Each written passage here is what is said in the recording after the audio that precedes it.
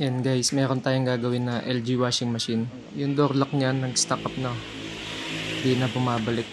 Kaya eto, nag-error to. DE error testing natin.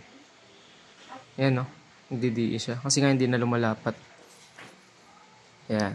Bali dito, ang gagawin nyo lang, tanggalin nyo tong dalawang tornilyo sa harap. Tapos dalawang tornilyo din sa likod. Bali, apat lang yan.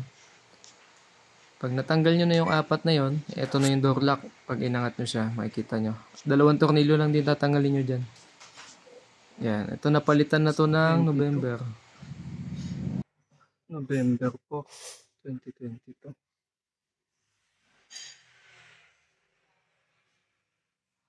Tatanggalin nyo lang yung dalawang tornilyo.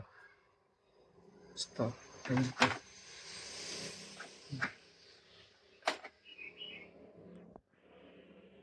Yan na yung bago. Ito yung bago. Yan guys, okay na. Alak na siya. Magana na din yung ating spin.